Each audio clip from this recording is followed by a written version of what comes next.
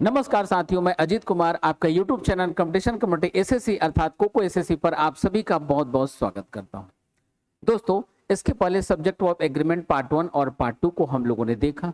आज subject of agreement part 3 में हम लोग कुछ बेहद इंपॉर्टेंट रूल्स एंड कॉन्सेप्ट को सीखेंगे, जैसे most of, lot of, lots of, जिनमें अक्सर आपको कंफ्यूजन रहता है।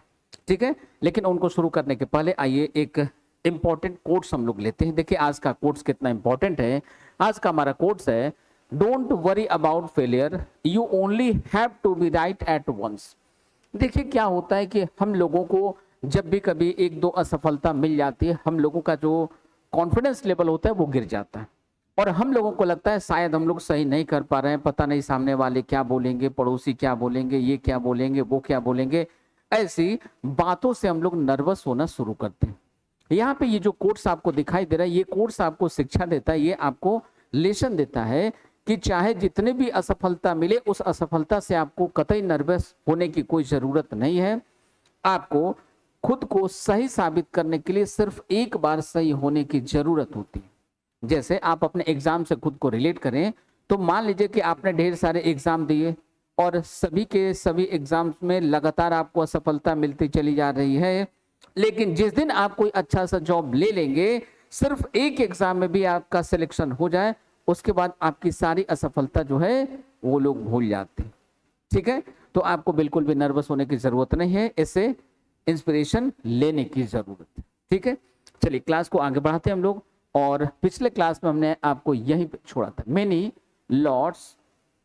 मेनी लॉस्ट कैट्स, कई जो खोई हुई बिल्लियां हैं, इनके बारे में बताया गया था। तो ध्यान से देखिए, हमने आपको पिछले क्लास में बता रखा था, हमने आपको क्या बताया था कि मेनी का जो रूल है, मेनी का रूल हम लोगों को क्या लेसन देता है भाई।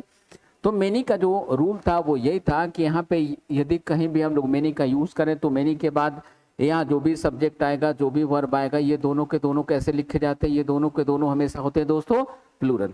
लेकिन इनके बाद एक और कॉन्सेप्ट हमने आपको बताया था, मेनी के तुरंत बाद यदि ए या एन का प्रयोग कर लिया जाए, मेनी के तुरंत बाद यदि आर्टिकल ए या एन का प्रयोग किया जाए तो इनके बाद अब यहाँ पे जो भी सब्जेक्ट और वर्ब आएगा, ये दोनों के दोनों लिखे जाते हैं सिंगुलर। ये दोनों कैसे रहेंगे, तो ये दोनों रहेंगे दोस्तों सिंगुलर।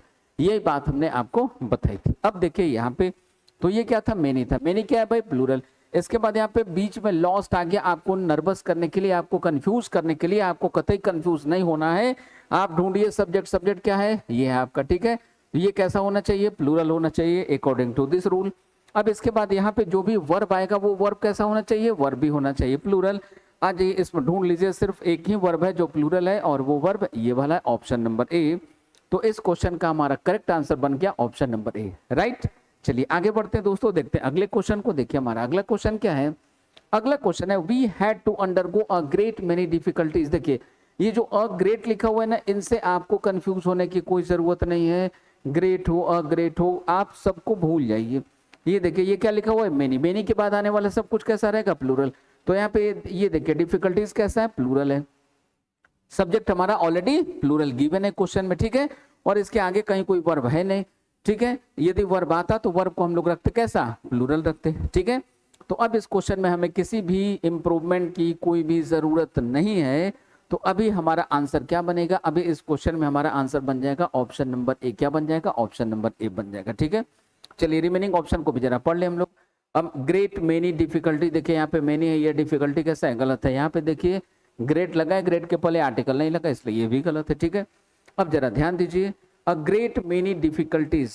ठीक है, यहाँ देखिए much great difficulties.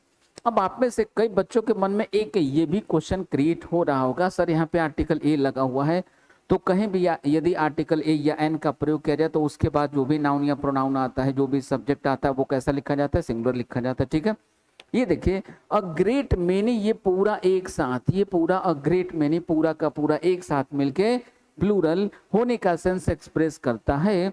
A great many is equal to many. A great many का जो मीनिंग है वही होता है जो मेनी का मीनिंग होता है। ठीक है, तो इसको अलग से आपको लेने की कोई जरूरत नहीं, इसीलिए हमने कहा कि आप इनको भूल जाइए। ठीक है, तो ऐसा कहीं भी आपको दिखाई दे आप इनको भूल सकते हैं। यदि आपको इनसे नर्वसनेस हो, आपको थोड़ा सा भी सस्पेंस हो, डाउट क्रिएट हो इसको लेकर के, तो आप इसको काट दीजिए, पीट दीजिए, हटा दीजिए, ढक दीजिए। और आप इसको कंसीडर कीजिए, किसको, मेनी को, और मेनी के अकॉर्डिंग इस रूल को यूज कर लीजिए, राइट। तो इस क्वेश्चन का आंसर क्या बनेगा, ऑप्शन नंबर ए। चलते हैं आज के अपने अगले क्वेश्चन की तरफ। अगला क्वेश्चन देखिए क्या है हमारा। अगला क्वेश्चन ये रहा आपके सामने, the naughty girl made many a mischief. अब यहाँ पे देखिए आप में से कई बच्चों को कई प्रकार के डाउट्स क्रिएट होंगे। सबसे पहला कि मेनी के बाद ए लिखा हुआ है, तो मेनी ए या एन के बाद जो भी सब्जेक्ट और वर्ब आता है सबका सब लिखा जाता है सिंगुलर। अब सबसे पहले आप में से कई बच्चों को मिस्चिफ का मीनिंग भी नहीं पता है। मिस्चिफ एक एब्स्ट्रैक्ट नाउन है। मिस्चिफ का मतलब क्या होता है, बैड कंडक्ट, यानी बुरा व्यवहार, ठीक है। अब ये जो बैड कंडक्ट है ये कौन सा नाउन हो गया, ये हो गया एब्स्ट्रैक्ट नाउन। एब्स्ट्रैक्ट नाउन कौन सा नाउन होता है, तो ये होता है अनकाउंटेबल। अनकाउंटेबल कैसा होता है बच्चों, तो अनकाउंटेबल हमेशा और हमेशा होता है सिंगुलर। कैसा होता है, अनकाउंटेबल हमेशा रखा जाता है सिंगुलर, वर्ब लेता है सिंगुलर, ठीक है। अब ये देखिए ये अनकाउंटेबल है, तो मेनी का प्रयोग तो करते हैं सर हम लोग काउंटेबल के साथ, ठीक है, या मेनी के साथ जो ए एन आता है इसका प्रयोग भी करते हैं हम लोग काउंटेबल के साथ, ठीक है। अब जरा ध्यान दीजिए, ये जैसे वाटर, वाटर क्या होता है बच्चों, तो वाटर होता है अनकाउंटेबल, ये आप बचपन से जानते हैं वाटर क्या होता है, ये एक अनकाउंटेबल नाउन है। लेकिन जरा ध्यान दीजिए, लीटर वर्ड का प्रयोग करके, बॉटल वर्ड का प्रयोग करके, यानी कि जितने भी दुनिया के अनकाउंटेबल नाउन हैं, दुनिया के जितने भी अनकाउंटेबल नाउन से सभी के सभी अनकाउंटेबल नाउन्स को उनके पहले कुछ डिफिनेट, कुछ निश्चित या विशेष प्रकार के शब्दों का प्रयोग करके इन्हीं को बना लिया जाता है काउंटेबल। लेकिन ये जो अनकाउंटेबल वर्ड होते हैं ये अप्रभावित रहते हैं, यानी कि वाटर में कभी ये हम लोग नहीं लगाते, ठीक है। जैसे आप कभी रेलवे प्लेटफॉर्म पे जाते हैं और वहां पे जाते हैं, बोलते हैं भैया एक बोतल पानी देना, ठीक है। आप बोलते हैं 1 लीटर पानी दीजिएगा, 2 लीटर पानी दीजिएगा, तो 1 लीटर आप मांग रहे हैं तो अ लीटर, 2 लीटर मांग रहे हैं 2 लीटर्स, बात समझ में आ रही है। 1 बोतल मांग रहे हैं अ बोतल, 2 बोतल मांग रहे हैं, 4 बोतल मांग रहे हैं, 6 बोतल मांग रहे हैं, तो 6 बोतल आप मांग रहे हैं, 6 बॉटल्स यूज करेंगे। लेकिन वाटर तो वाटर ही रहता है, बात समझ में आ रही है। अब होता क्या है कि इस अनकाउंटेबल नाउन के आगे जो वर्ब आप यूज करेंगे वो वर्ब इसी वर्ड के अकॉर्डिंग सिंगुलर या प्लूरल होगा। जैसे अ लीटर हो या अ बॉटल हो, तो वाटर के बाद इधर जो वर्ब लिखा जाएगा वो वर्ब लिखा जाएगा सिंगुलर। लेकिन जैसे कि अभी अभी हमने आपको बताया कि आप यूज करेंगे 6 बॉटल्स, ठीक है, 5 लीटर्स, तो अब वाटर के बाद जो आने वाला वर्ब होगा वो हो जाएगा प्लूरल, लेकिन वाटर में कभी एस नहीं लगता है, बात समझ में आ गया। इन द सेम वे ये जो मिस्चिफ है ये क्या है, ये एक अनकाउंटेबल नाउन है। इसको काउंटेबल बनाने के लिए इसके पहले हम लोग पीस का यूज करते हैं। क्या यूज करते हैं, पीस का यूज करते हैं या एक्ट का यूज करते हैं, बात समझ में आ गई। अब आ जाइए चलते हैं अपने ऑप्शन की तरफ। तो यदि मेनी के साथ हमें ए एन रखना होगा तो मेनी के साथ ए एन रखेंगे तब तो ये मिस्चिफ है और तब ये पूरा का पूरा गलत हो जाएगा। अब इसका करेक्ट आंसर क्या होगा, तो मेनी पीसेस ऑफ, यहाँ पे ऑफ मिसिंग है, मेनी पीसेस ऑफ मिस्चिप्स या मेनी एक्ट्स ऑफ मिस्चिप्स। अब जरा ध्यान दीजिए इसमें एक और गलती है। क्या गलती है भाई, तो यहाँ पे देखिए ये जो मिस्चिफ है इसमें यहाँ पे एस लगा हुआ है जो नहीं होगा, जो कभी नहीं हो सकता, ठीक है। तो हमारा करेक्ट आंसर होना चाहिए मेनी पीसेस ऑफ मिस्चिफ, यहाँ पे एस का यूज नहीं करेंगे, ठीक है। ये मिसप्रिंट है, इसको आप लोग यहाँ पे ठीक कर लेंगे। तो हमारा अब आंसर क्या बनेगा, अब हमारा आंसर बनेगा ऑप्शन नंबर सी। क्या बनेगा, ऑप्शन नंबर सी। इस क्वेश्चन को ध्यान से सीखना है क्योंकि ऐसे क्वेश्चंस में आप लोग अक्सर गलतियां करते ही करते हैं। बात करते हैं अगले क्वेश्चन के। देखिए हमारा अगला क्वेश्चन क्या, मेनी आवर्स। अब यहाँ पे देखिए फिर से क्या आ गया, मेनी आवर्स। ये ऐड क्या है, प्रीपोजिशन है। अब आप याद कीजिए हमने आपको पहले से पढ़ा रखा है, किसी भी प्रीपोजिशन के पहले यहाँ पे कोई नाउन आए, नाउन या प्रोनाउन, यानी कि एक सब्जेक्ट यहाँ पे आए, ठीक है, और प्रीपोजिशन के बाद दूसरा नाउन यहाँ पे आए।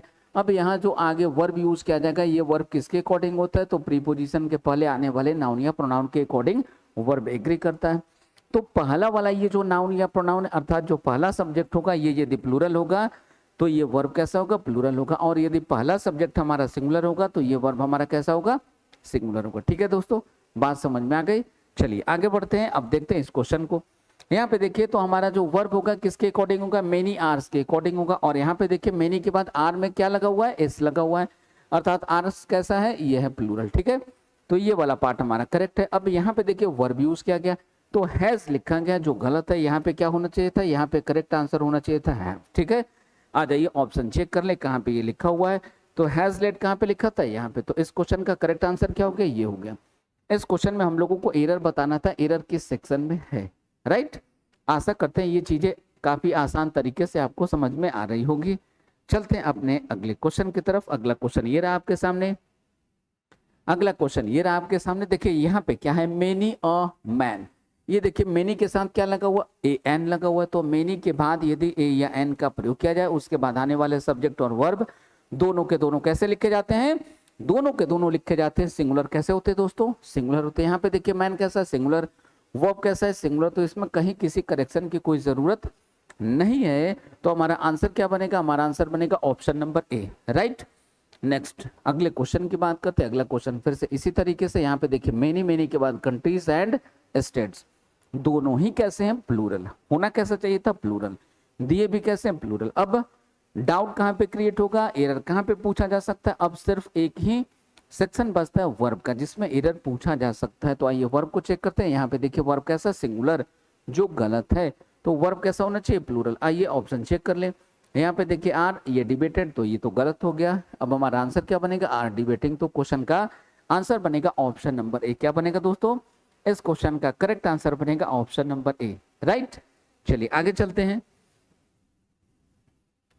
अगले क्वेश्चन की बात करें। यहाँ पे देखिए अगले क्वेश्चन में आपको क्या दिखाई दे रहा है, मेनी के साथ आर्टिकल ए एन का प्रयोग किया गया है। और इसके बाद एनिमल कैसा है, सिंगुलर। वर्ब कैसा लेगा, सिंगुलर। तो यहाँ पे वर्ब कैसा है, प्लूरल, जो गलत है। करेक्ट आंसर ढूंढिए। एक ही सिंगुलर वर्ब आपको दिखाई दे रहा है और वो है ऑप्शन नंबर बी में। तो इस क्वेश्चन का करेक्ट आंसर बना हमारा ऑप्शन नंबर बी, राइट। अगले क्वेश्चन की बात करते हैं। अगला क्वेश्चन ये रहा फिर से आपके सामने। अब इसमें हम लोगों को रूल पढ़ने की जरूरत है। क्या पढ़ना है भाई, मोस्ट ऑफ का रूल पढ़ना है। अब जरा ध्यान से देखिएगा मोस्ट ऑफ का रूल होता क्या। ये देखिए कहीं भी आपको मोस्ट ऑफ दिखाई दे, क्या दिखाई दे, कहीं भी आपको मोस्ट ऑफ दिखाई दे, मोस्ट ऑफ के बाद आने वाला नाउन यदि काउंटेबल हो तो ये रहेगा प्लूरल, और तब इसके बाद आने वाला वर्ब भी लिखा जाएगा प्लूरल, ठीक है। लेकिन यदि कहीं भी आपको मोस्ट ऑफ दिखाई दे, क्या दिखाई दे, कहीं भी आपको मोस्ट ऑफ दिखाई दे, मोस्ट ऑफ के बाद आने वाला यहाँ जो नाउन होगा वो यदि अनकाउंटेबल हो तो ये रहेगा सिंगुलर। क्यों, क्योंकि अनकाउंटेबल होता है सिंगुलर, ठीक है। तो ये रहेगा सिंगुलर, और तब इसके बाद यहाँ आने वाला वर्ब भी लिखा जाएगा सिंगुलर। तो इसको ठीक से समझने की जरूरत है। इसमें समझना यह है कि मोस्ट ऑफ के बाद आने वाला नाउन यदि प्लूरल होगा तो वर्ब भी लेगा प्लूरल। मोस्ट ऑफ के बाद आने वाला नाउन यदि सिंगुलर होगा तो वर्ब भी लेगा सिंगुलर, राइट। चलिए आगे बढ़ते दोस्तों। यहाँ पे देखते हैं हम लोग। यहाँ पे देखिए मोस्ट ऑफ आपको दिखाई दिया, मोस्ट ऑफ के बाद क्या दिखाई दे रहा है, प्लूरल। प्रोनाउन आपको दिखाई दे रहा है, वी फैमिली का है। वी कैसा होता है, प्लूरल होता है। तो उस फैमिली के सारे वर्ड कैसे होंगे, प्लूरल होंगे, ठीक है। अब हेजिटेट ये हमारा वर्ब है, ये भी किस फॉर्म में लिखा हुआ है, ये हमारा वर्ब का फर्स्ट फॉर्म है। वर्ब का फर्स्ट फॉर्म कैसा होता है, वर्ब का फर्स्ट फॉर्म हमेशा और हमेशा होता है प्लूरल। तो मोस्ट ऑफ के बाद आने वाला सब्जेक्ट था प्लूरल, और उसके बाद आने वाला वर्ब भी कैसा था, ये भी था प्लूरल, ठीक है। तो दोनों ही बिल्कुल सही है। इस क्वेश्चन में कहीं किसी एरर की कोई गुंजाइश नहीं है, ठीक है। अब देख लीजिए तो इस क्वेश्चन का आंसर हमारा क्या बनेगा, इस क्वेश्चन का करेक्ट आंसर बन जाएगा no substitution required, that is option number B, ठीक है दोस्तों। चलते हैं अपने अगले क्वेश्चन में। देखिए अगला क्वेश्चन क्या है, अगला क्वेश्चन फिर इसी रूल पे बेस्ड है। यहाँ देखिए मोस्ट ऑफ के बाद देखिए मैनेजर, मैनेजर कैसा है, प्लूरल है, ठीक है। अब वर्ब कैसा लेगा, प्लूरल लेगा। तो यहाँ देखिए वर्क्स लिखा हुआ, वर्क्स में एस लगा हुआ है, तो यहाँ पे ये गलत है, यहाँ पे एस नहीं होना चाहिए था, क्योंकि जैसे ही आप वर्क में एस लगाते हैं तो ये हो जाता है वर्ब का फिफ्थ फॉर्म, और वर्ब का फिफ्थ फॉर्म कैसा होता है, ये होता है सिंगुलर। कैसा होता है, ये होता है सिंगुलर। और इसकी जगह करेक्ट आंसर क्या बनना चाहिए था, वर्ब का फर्स्ट फॉर्म। क्यों, क्योंकि वर्ब का फर्स्ट फॉर्म कैसा होता है, ये होता है प्लूरल, ठीक है। तो अब आ जाइए चेक कर लीजिए ये एरर कहाँ पे गिवन है, इस वाले पार्ट में गिवन है। तो ये हो रहा हमारा correct answer, that is option number C, इस क्वेश्चन का करेक्ट आंसर है।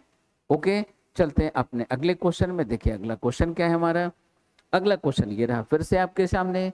यहाँ पे देखिए मोस्ट ऑफ द वर्कर्स, ये देखिए वर्कर कैसे हैं, प्लूरल है, तो वर्ब कैसा लेगा, ये प्लूरल लेगा। In that company come, most of the workers in that company, किसी कंपनी में, उस कंपनी में, इस कंपनी में काम करने वाले जो ज्यादातर वर्कर हैं वो आते हैं। ये देखिए वर्ब का कौन सा फॉर्म है, फर्स्ट फॉर्म, तो सही है। इस सेंटेंस में कहीं किसी एरर की कोई गुंजाइश नहीं है। तो इस क्वेश्चन का करेक्ट आंसर बनेगा हमारा option number D, that is no error. तो इस क्वेश्चन का करेक्ट आंसर बना दोस्तों option number D, no error, right. आगे बढ़ते हैं, देखते हैं अगले क्वेश्चन को। देखिए अगला क्वेश्चन क्या है, this Apple tree yields lot of, यहाँ पे देखिए फिर से अब हम लोगों को लॉट ऑफ रूल को पढ़ने की जरूरत है। क्या है लॉट ऑफ का रूल, ठीक से देखिएगा। अब देखिएगा इसमें एरर कैसे कैसे पूछे जाते हैं, या तो अ लॉट ऑफ आप लिखेंगे, या तो क्या लिखेंगे, अ लॉट ऑफ लिखेंगे, या तो हम लोग इसका प्रयोग करेंगे, या फिर हम लोग यूज करते हैं लॉट्स ऑफ का। किसका यूज करते हैं, लॉट्स ऑफ, ठीक है। या तो इस बॉक्स का आप यूज करेंगे, या तो इस बॉक्स का यूज करेंगे। लेकिन आपके एग्जाम में जब क्वेश्चन पूछा जाता है तो आप ध्यान से देखिएगा, एग्जाम में बहुत बार ये गलती करके पूछा गया है, यानी कि इस तरीके से आपसे क्वेश्चन पूछा जाता है। और एग्जाम के प्रेशर पे हम लोग जब इस क्वेश्चन को पढ़ रहे होते हैं तो हम लोगों को यहाँ पे दी गई गलती नजर नहीं आती। हम लोगों को लगता है कि इस पार्ट में तो कोई एरर होता नहीं है, जो भी एरर होता है इसके बाद वाले पार्ट में एरर होता है, अर्थात इनके बाद आने वाले सब्जेक्ट और वर्ब में एरर देखना चाहिए। हमारा पूरा का पूरा फोकस कहाँ होता है, वहां पे होता है, ठीक है बच्चों। लेकिन जरा ध्यान दीजिए, यहाँ पे क्या लगा हुआ है, आर्टिकल ए लगा हुआ है। यदि आर्टिकल ए का प्रयोग किया गया रहेगा तो लॉट में एस नहीं लगेगा, ठीक है। यदि फिर से हम पेन का कलर थोड़ा चेंज करके आपको बताने का प्रयास करते हैं, यदि आर्टिकल ए का प्रयोग किया गया रहेगा तो यहाँ पे लॉट में एस नहीं लगेगा, ये गलत होगा। अब आपको करना क्या होगा, इनके बदले या तो आप लॉट्स ऑफ का प्रयोग करेंगे या तो अ लॉट ऑफ का प्रयोग करेंगे, ठीक है। तो पहला एरर इस तरीके से पूछा जाता है। दूसरा एरर कैसे पूछा जाता है, दूसरा एरर सीखिए। इस तरीके से आपको रूल यूज करना है, तो या तो अ लॉट ऑफ रहेगा या लॉट्स ऑफ रहेगा, इन दोनों में से कोई एक फॉर्म हम लोगों को यूज करना होगा। अब इनके बाद यहाँ जो भी सब्जेक्ट आएगा ये यदि प्लूरल होगा तो इसके बाद आने वाला वर्ब भी कैसा रहेगा, प्लूरल रहेगा, ठीक है। और यदि अ लॉट ऑफ लिखा हुआ हो, अ लॉट ऑफ लिखा हुआ हो, या आपको लॉट्स ऑफ लिखा हुआ हो, इनके बाद यहाँ जो भी सब्जेक्ट आएगा ये सब्जेक्ट यदि सिंगुलर होगा कैसा रहेगा, ये यदि सिंगुलर रहेगा तो इनके बाद आने वाला वो भी लिखेंगे सिंगुलर। यानी कि कुल मिला के यदि इसको हम लोग कंपेयर करने का प्रयास करें तो अ लॉट ऑफ या लॉट्स ऑफ का जो रूल है वैसा ही है जैसा कि मोस्ट ऑफ का था। यानी कि मोस्ट ऑफ या अ लॉट ऑफ या लॉट्स ऑफ के बाद आने वाला सब्जेक्ट यदि हमारा प्लूरल होगा तो वर्ब भी प्लूरल होगा, और most of a lot of या लॉट्स ऑफ के बाद आने वाला सब्जेक्ट हमारा सिंगुलर होगा तो इनके बाद आने वाला वर्ब भी सिंगुलर होगा, राइट। चलिए अब इनको समझने के बाद हम लोग सीधी बात करते हैं क्वेश्चन की। यहाँ पे देखिए आपको क्या दिखाई दे रहा है, यहाँ पे आपको दिखाई दे रहा है लॉट ऑफ, क्या दिखाई दे रहा है, लॉट ऑफ दिखाई दे रहा है, जो कैसा है, गलत है। तो होना क्या चाहिए था, या तो हम लोगों को यहाँ पे अ लॉट ऑफ का यूज करना चाहिए था, क्या यूज करना चाहिए था, या तो अ लॉट ऑफ का यूज करना चाहिए था, या तो अ लॉट ऑफ का यूज करना चाहिए था, या फिर लॉट्स ऑफ का यूज करना चाहिए था। इन दोनों में से किसी एक का यूज करना चाहिए था। इसके बाद देखिए आगे क्या लिखा हुआ, एपल्स, एपल्स कैसा है, प्लूरल है तो ये सही है। इसके आगे कोई वर्ब है नहीं, वर्ब यदि होता तो हमें वर्ब को भी चेक करना होता, ठीक है। तो अब हमें क्या करना होगा, इन दोनों में से किसी एक का यूज करना होगा। आ जाइए ऑप्शन चेक कर लीजिए। देखिए द लॉट ऑफ लिखा है जो गलत है, अ लॉट लिखा है, ऑफ इसमें मिसिंग है, गलत हो गया, अ लॉट ऑफ। तो इस क्वेश्चन का करेक्ट आंसर बनेगा हमारा ऑप्शन नंबर ए। क्या बनेगा, ऑप्शन नंबर ए बनेगा दोस्तों, ठीक है। चलिए अब यहाँ से फिर आगे चलते हैं अगले क्वेश्चन की तरफ। अगला क्वेश्चन फिर से देखिए इसी रूल पर बेस्ड है। यहाँ पे देखिए अ लॉट्स ऑफ, अभी हमने आपको जो बातें बताई वही सेम बातें यहाँ पे आपको दिखाई दे रही है। सबसे पहले अ लगा हुआ है तो लॉट में इस नहीं लगाएंगे। आगे चेक कर लीजिए, ये प्लूरल ये भी प्लूरल, तो सब्जेक्ट और वर्ब में कहीं कोई गलती नहीं है। कहाँ पे गलती है, गलती इस वाले पार्ट में, ठीक है। तो इसका करेक्ट आंसर क्या बनेगा, अ लॉट ऑफ बिल्डिंग्स। क्या बनेगा, अ लॉट ऑफ बिल्डिंग्स। ये देखिए द लॉट ऑफ होता नहीं है, अलॉट होता नहीं है, ठीक है। इस क्वेश्चन का करेक्ट आंसर क्या बना, ऑप्शन नंबर ए। नेक्स्ट अगले क्वेश्चन की बात करते हैं, अ लॉट ऑफ इंफॉर्मेशन। क्या लिखा है, अ लॉट ऑफ इंफॉर्मेशन। ये देखिए अ लॉट ऑफ, यहाँ पे इस बार लॉट ऑफ वाला पार्ट बिल्कुल करेक्ट है। अब ये इंफॉर्मेशन कैसा, सिंगुलर, वर्ब कैसा लेगा, सिंगुलर। तो यहाँ पे आर क्या हो गया, गलत हो गया। आर की जगह क्या यूज करना होगा, इसका यूज करना होगा, ठीक है। तो ये एरर कहाँ पे गिवन है, इस वाले पार्ट में। तो इस क्वेश्चन का आंसर बनेगा हमारा ऑप्शन नंबर डी। क्या बनेगा दोस्तों, ऑप्शन नंबर डी बनेगा, ठीक है। आशा करते हैं यहाँ तक सारी चीजें आपको बिल्कुल आसान तरीके से समझ में आ रही होंगी। चलते अगले क्वेश्चन की तरफ। देखिए अगला क्वेश्चन क्या है हमारा, अगला क्वेश्चन ये रहा फिर से आपके सामने, देयर। अब यहाँ पे हम लोगों को देयर का रूल पढ़ना होगा। अब जरा ध्यान से देखिए, हम लोगों ने बचपन से बहुत सारे किस्से कहानियों को सुना है, ठीक है। और उसमें अक्सर हम लोग हिंदी में भी सुनते थे, एक राजा था, एक रानी थी, इस प्रकार से कहानी स्टार्ट होती थी। एक शेर हुआ करता था, किसी जंगल में एक शेर हुआ करता था, एक खरगोश था, इस तरीके से हम लोग पढ़ा करते थे, ठीक है। तो ध्यान से देखिएगा, हम लोगों में से कई लोगों को ये कंफ्यूजन रहता है कि सब्जेक्ट हमेशा सेंटेंस के बिगिनिंग में आता है। हमेशा ऐसा नहीं होता। क्या नहीं होता, इसको ठीक से समझिएगा। देखिएगा, देयर, देयर के बाद यहाँ जो वर्ब लिखा जाता है, ये वर्ब इस देयर के अकॉर्डिंग कभी भी गाइड नहीं होता। इस देयर के अकॉर्डिंग ये कभी भी गाइड नहीं होता, क्योंकि ये कभी भी सब्जेक्ट नहीं होता। क्योंकि ये कभी भी सब्जेक्ट नहीं होता, तो ये सब्जेक्ट का काम करता ही नहीं है। ठीक है, अब जरा ध्यान दीजिए, तो इस वर्ब का किसके अकॉर्डिंग एग्रीमेंट होता है? इस वर्ब के बाद इधर जो भी नाउन या प्रोनाउन आपको लिखा हुआ दिखाई दे, अर्थात यहाँ पे जो भी सब्जेक्ट यूज किया जाएगा यही इसका सब्जेक्ट होता है। यहाँ पे जो भी नाउन या प्रोनाउन लिखा जाएगा यही इस वर्ब का सब्जेक्ट होता है, और इसी के अकॉर्डिंग ये वर्ब एग्री करता है। ये करेक्ट बात समझ में आ गई। अब इसका एक दो एग्जाम्पल हम आपको दिखाते हैं। जैसे हम लोग कहें देयर वॉज अ किंग, एक राजा था, ऐसा बोल सकते हैं। अब देखिए, ये अ किंग क्या है? ये हमारा नाउन है। ये कैसा है? सिंगुलर है, इसलिए ये वर्ब किसके अकॉर्डिंग है? इस किंग के अकॉर्डिंग ये सिंगुलर है। ठीक है, अगले क्वेश्चन की बात करते हैं। देखिए अगला क्वेश्चन, अगला एक एग्जाम्पल ले लें। हम लोग ऐसा भी कह सकते हैं देयर वर मेनी किंग्स, ऐसा भी हम लोग कह सकते हैं देयर वर मेनी किंग्स। अब ये किंग कैसा है भाई? यहाँ पे देखिए किंग में एस लगा हुआ है, तो ये कैसा है? ये प्लूरल है, इसलिए इसी के अकॉर्डिंग ये जो वर है ये भी कैसा है? प्लूरल है। तो यहाँ से सीखने को हम लोगों को ये मिलता है कि कहीं भी देयर के बाद ये जो वर्ब आता है, कोई भी सेंटेंस यदि देयर से शुरू हो तो उस सेंटेंस में ये जो देयर होता है सब्जेक्ट का रोल प्ले नहीं करता। इस देयर के बाद यहाँ जो वर्ब आपको दिखाई पड़ता है, इस वर्ब के बाद इधर जो भी नाउन या प्रोनाउन यूज किया जाएगा इसी के अकॉर्डिंग ये वर्ब एग्री करता है। अर्थात ये नाउन या प्रोनाउन सिंगुलर होगा तो ये वर्ब भी हमारा सिंगुलर होगा। ये नाउन या प्रोनाउन यदि प्लूरल होगा तो ये वर्ब भी हमारा प्लूरल होगा। राइट, आ जाइए अब चलते हम लोग इस क्वेश्चन को यहाँ पे बनाने का प्रयास करते हैं। देखिए हमारा क्वेश्चन क्या है? There many difficulties. ये देखिए मेनी लगा हुआ है, मेनी लगा हुआ है अर्थात ये प्लूरल है, तो वर्ब कैसा लेगा? प्लूरल लेगा। एक ही वर्ब है जो प्लूरल है और वही हमारा आंसर होगा। तो इस क्वेश्चन का करेक्ट आंसर हमारा क्या बनेगा दोस्तों? इस क्वेश्चन का करेक्ट आंसर बनेगा ऑप्शन नंबर सी। नेक्स्ट आइए कुछ और क्वेश्चन को हम लोग यहाँ पे देखते हैं। यहाँ पे देखिए there is many modes of travel, यात्रा के कई माध्यम है। ठीक है, अब यहाँ पे देखिए मोड कैसा है? प्लूरल है।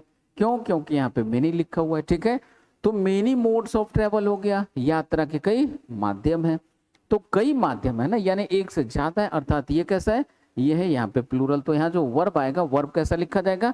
ये भी लिखा जाएगा प्लूरल। ठीक है, तो ये गलती कहाँ पे है? यहाँ पे है। तो इस क्वेश्चन का करेक्ट आंसर हमारा बनेगा, एरर वाला पार्ट किस पार्ट में है? तो देयर इज मेनी मोड्स वाले पार्ट में है। क्यों? क्योंकि इसकी जगह करेक्ट आंसर बनेगा आर।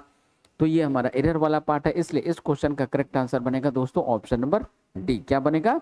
ऑप्शन नंबर डी बनेगा। चलते अपने अगले क्वेश्चन में। देखिए अगला क्वेश्चन क्या है हमारा? अगला क्वेश्चन ये रहा आपके सामने। यहाँ देखिए the old man in are locality is knowing for his kindness. ये हमारे लोकेलिटी में जो एक बूढ़ा व्यक्ति रहता है इसको जाना जाता है इनके दयालुता के कारण, इनके काइंडनेस के लिए इनको जाना जाता है। ठीक है, अब यहाँ पे देखिए नो जो वर्ड होता है इसमें कभी आईएनजी नहीं लगता है। क्यों? क्योंकि ये स्टेटिव वर्ब है। ठीक है, इसके बारे में हमने आपको प्रेजेंट कंटिन्यूअस पढ़ाते समय डिटेल में आपके साथ चर्चा करी थी टेंस में। इसीलिए कहते हैं कि सब कुछ एक सीक्वेंस में देखते हुए आगे बढ़ना चाहिए। ठीक है, तो अब ये हमारा गलत हो गया। ठीक है, अब इसको जाना जाता है यानी कि लोगों के द्वारा जाना जाता है। सेंटेंस कहाँ रहेगा? पैसिव में रहेगा। अब पैसिव में रहेगा इसलिए हमारा आंसर ये तो बनेगा नहीं, क्योंकि यहाँ पे फिर से देखिए नो में आईएनजी लगा हुआ है और यही हमारा एरर वाला पार्ट है। तो इस क्वेश्चन में हम लोगों को बताना क्या था, किस पार्ट में एरर है?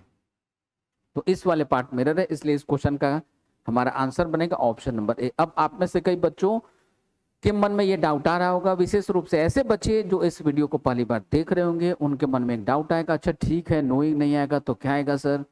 तो इज नोन का यूज करेंगे। इज नोन ये पैसिव में चला गया, is known for his kindness. ठीक है, नेक्स्ट आगे बढ़े। अगला क्वेश्चन देखिए the bright sunshine over the Nile. अब यहाँ पे देखिए ये ओवर क्या है? ये आपका प्रीपोजिशन, प्रीपोजिशन के पहले ये एक सब्जेक्ट हो गया सनशाइन। ठीक है, ब्राइट सनशाइन, सनशाइन क्या हो गया भाई? अनकाउंटेबल, सिंगुलर, एब्स्ट्रैक्ट नाउन है, सिंगुलर है। अब ये प्रीपोजिशन, प्रीपोजिशन के बाद ये दूसरा सब्जेक्ट। तो हमने आपको क्या बताया था, किसी भी प्रीपोजिशन के पहले इधर भी कोई नाउन या प्रोनाउन हो, इधर भी कोई नाउन या प्रोनाउन हो तो इनके बाद यहाँ जो वर्ब यूज किया जाता है, ये वर्ब किसके अकॉर्डिंग होता है, पहले वाले नाउन के अकॉर्डिंग। तो अब ये सनशाइन कैसा है, ये है सिंगुलर, तो वर्ब कैसा लेगा, ये भी लेगा सिंगुलर। ठीक है, तो यहाँ पे सीम का यूज नहीं किया जाएगा, क्यों, क्योंकि ये है वर्ब का फर्स्ट फॉर्म। आना क्या चाहिए था, तो यहाँ पे आना चाहिए वर्ब का फिफ्थ फॉर्म आना चाहिए। तो ये वर्ब का फिफ्थ फॉर्म क्या हो जाएगा, वर्ब का फिफ्थ फॉर्म यहाँ पे हो जाएगा सिम्स, क्या हो जाएगा, सिम्स हो जाएगा। ठीक है, तो इस क्वेश्चन का एरर किस पार्ट में है, ऑप्शन नंबर बी में है। तो हमारा आंसर बनेगा इस क्वेश्चन का ऑप्शन नंबर बी। ठीक है, तो हमारा करेक्ट आंसर क्या होगा, यदि इस सेंटेंस को करेक्ट करके लिखना हो तो हम क्या लिख सकते हैं, the bright sunshine over the Nile seems to suggest a placid smile. ये हमारा करेक्ट आंसर बनेगा, राइट। तो आज के अपने इस वीडियो सेशन को हम लोग यहीं पे सम अप करते हैं, मिलते हैं अपने अगले वीडियो में, तब तक के लिए जय हिंद जय भारत। अगर आप चाहते हैं अपने कैरियर को एक नई दिशा देना और सुनहरे भविष्य को साकार करना, तो जुड़िए कंपटीशन कम्युनिटी के साथ। आज ही हमारे वेबसाइट के कैरियर पेज पर विजिट करें अथवा डिस्क्रिप्शन बॉक्स पर दिए गए लिंक पर क्लिक करें। हमेशा आपके साथ टीम कोको।